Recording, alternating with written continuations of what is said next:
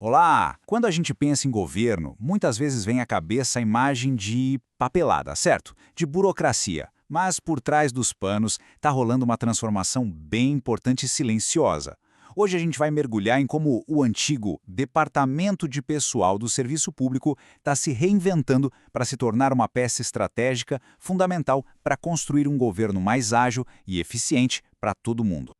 Pois é, essa é a pergunta de US$ 1 milhão, não é? Quem nunca se deparou com um processo que parece não ter fim, com uma lentidão que irrita?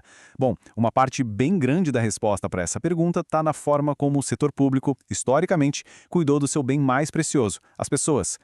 Então, para a gente entender o tamanho dessa mudança, a gente precisa voltar um pouquinho no tempo. Vamos dar uma olhada em como o RH do serviço público funcionava no modelo antigo, o tradicional. Por muito, muito tempo, a gestão de pessoas no governo era vista só como uma função operacional, sabe? O foco era basicamente cumprir as regras, preencher os formulários, cuidar da burocracia de quem entrava e de quem saía. Não tinha uma visão estratégica sobre talento, sobre desempenho. E o resultado disso, claro, era muita ineficiência. E o mais curioso é que enquanto o setor público estava meio que parado nesse modelo, o setor privado já jogava um jogo completamente diferente. E essa comparação que a gente vai ver agora ajuda a entender o tamanho do abismo que existia entre os dois. Nossa, a diferença é gritante.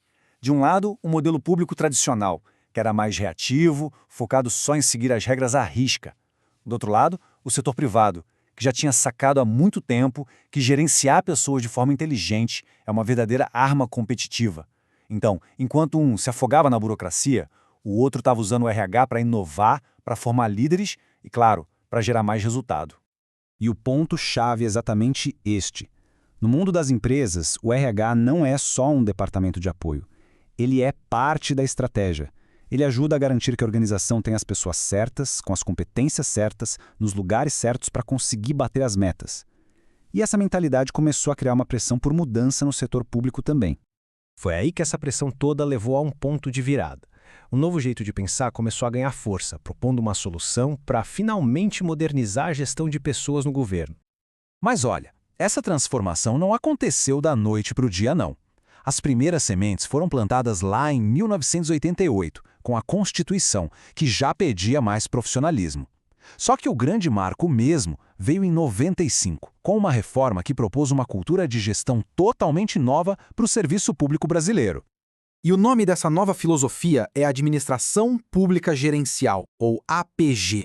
O nome pode parecer um pouco técnico, mas a ideia por trás é até bem simples e muito poderosa. Era pegar princípios de gestão focados em resultado, em eficiência, em qualidade, que já funcionavam no setor privado, e adaptar para a realidade do serviço público.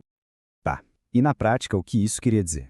Bom, no fim do dia, o objetivo era entregar serviços melhores e mais rápidos para a população e gastando menos para isso. O modelo propunha menos hierarquia, mais autonomia na ponta e principalmente um foco gigantesco em planejar e medir resultados, para ter certeza de que o serviço público estava, de fato, atendendo às necessidades da sociedade. Ok, a ideia é ótima, mas e o RH? Onde ele entra nessa história toda? É exatamente aqui que o papel do departamento é completamente reinventado. A base dessa nova força de trabalho é o que a gente chama de gestão por competências, que pode ser resumida na sigla CHA. Não adianta mais o servidor ter só o conhecimento técnico. Ele precisa ter a habilidade de aplicar esse conhecimento e, talvez o mais importante de tudo, a atitude certa, ser proativo, colaborativo e ter foco em quem está na outra ponta, o cidadão.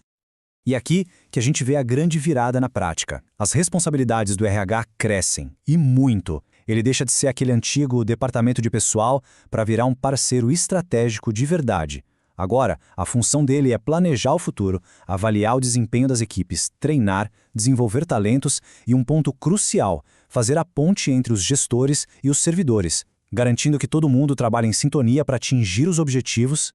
Bom, apesar de todo esse avanço no papel, de toda a clareza do novo modelo, a jornada ainda está longe de acabar. Existem muitos desafios pela frente.